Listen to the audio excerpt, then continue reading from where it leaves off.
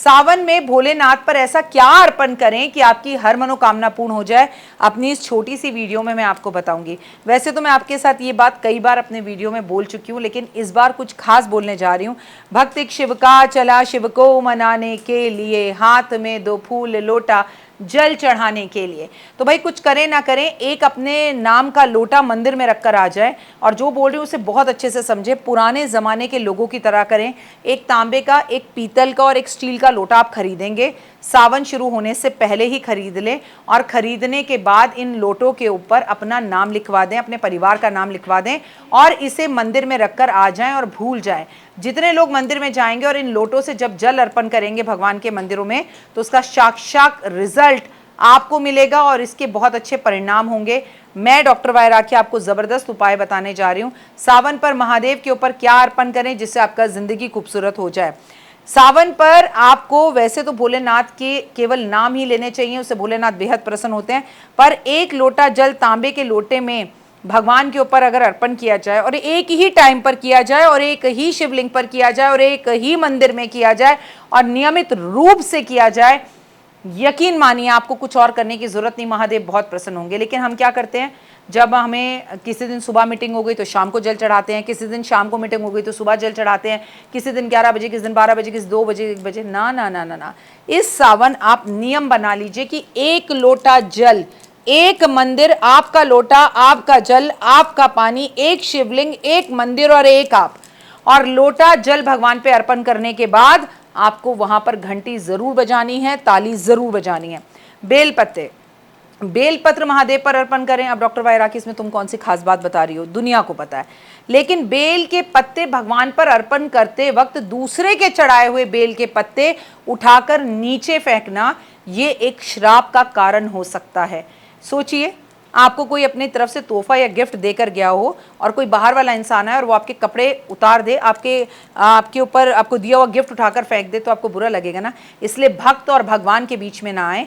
आपने अगर मंदिर में जाते हैं और बेलपत्र वहाँ पर अर्पण है, उन्हीं बेलपत्रों पर दूसरे बेलपत्र अर्पण कर दीजिए, बेलपत्र चढ़ा दीजिए, लेकिन उनके बेलपत्र नीचे फेंक कर और उसके ऊपर अपने बेलपत्र अर्पण करिए, ये गलत है।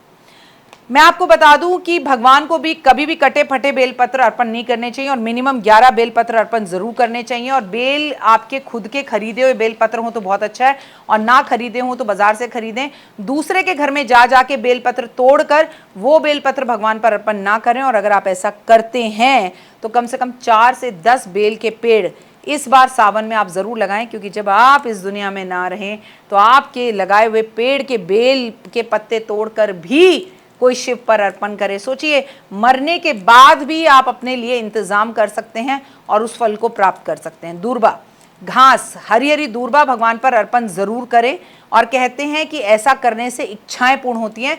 भगवान के ऊपर कम से कम 21 दूर्बा अर्पण जरूर करनी चाहिए। चावल, जो पूरे सावन में भगवान के ऊपर 108 चावल के दाने अर्पण करता है, और चावल के दाने टूटे फूटे नहीं होने चाहिए, और चावल पे किसी भी तरह का इत्र या फिर किसी भी तरह का खुशबू आप इस्तेमाल कर सकते हैं, परंतु पीले चावल हल्दी वाले महादेव पर अर्पण नहीं किए जाते। धतूरा, महाशिवरात्रि पर या सावन के टाइम पर अगर आप महादेव के ऊपर धतूरा अर्पण करते हैं तो महादेव इससे बेहद प्रसन्न होते हैं, और वो तो महादेव ही हो सकते हैं जिनके ऊपर आप कांटे अर्पण करें और उसके बाद भी वो मुस्कुराकर आपकी जो इच्छा हो वो आपको दे दे, वो महादेव ही हो सकते हैं।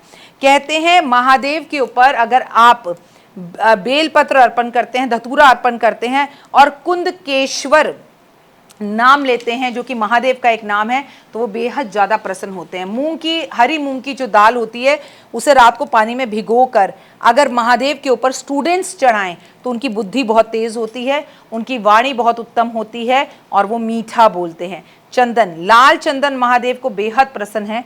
लाल चंदन पानी में मिलाकर अगर उसे अभिषेक किया जाए तो आपकी विवाह में आ रही अड़चनें दूर होती हैं और मंगल दोष खत्म होता है। शहद, शहद भगवान पर अर्पण करने से आपकी वाणी मधुर होती है और आपकी खुशबू दूर दूर तक फैलती है। इत्र, भगवान पर इत्र फूलों में डालकर अर्पण करने से आप अच्छे हीरो या हीरोइन बनते हैं। कथावाचक बनते हैं, नेम फेम और यश मिलता है और अच्छे यूट्यूबर बनते हैं। सफ़ेद फूल भगवान को बेहद प्रिय हैं, जिसमें कमल सफ़ेद पुष्प अगर आपको मिल जाए तो भगवान बेहद खुश होंगे।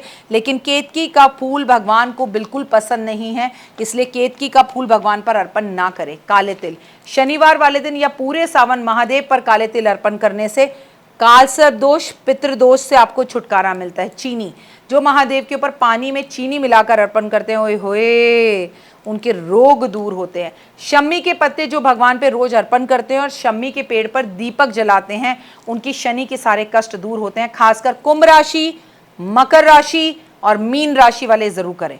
मक्खन, सफेद मक्खन भगवान को बेहद अधिक प्रिय है। भगवान पर सफेद मक्खन अर्पण करें और अनार के दानों से उसके ऊपर श्रृंगार करें। ओए होए ओए होए ओए होए, इतने प्रसन्न होते हैं महादेव और उनसे ज्यादा प्रसन्न होते हैं कृष्ण कन्हैया। कहते हैं गेहूं भगवान पर अर्पण करने से आपके परिवार में एकता बढ़ती है, लेकिन गेहूं को भी पानी में भिगोकर अर्पण करें। और आपके परिवार में अगर वंश ना बढ़ रहा हो तो वंश बढ़ता है। जौ एक ऐसी चीज है जो ब्रह्मा जी ने इंसान को बनाने से पहले, इस धरती को बनाने से पहले, जो धरती पर सबसे पहले उगाया था वो जौ थी। तो महादेव पर जौ अर्पण जरूर करें। घी, भगवान को अपनी लंबी उम्र के लिए घी अर्पण करने से आपकी उम्र लंबी होती है और आपके योग अच्छे होते हैं। दूध, कहते हैं भगवान के ऊपर अगर कच्चा दूध मात्र अर्पण किया जाए तो ऐसे व्यक्ति को धन की कमी कभी नहीं होती। धन अगर आपको चाहिए तो कच्चा दूध गाय का होना चाहिए, वो अर्पण कीजिए। दही, भगवान पर अगर दही आप अर्पण करते हैं तो ओए होए आपका मन मजबूत होता है और जिससे आप चाहें उससे आपका विवाह होता है। कमेंट्स में जय माता दी। मुझे Instagram, Facebook, YouTube believe in Karma और 5 मिनट स्टोरी पे फॉलो जरूर करें। फिलहाल दीजिए इजाजत, नमस्कार।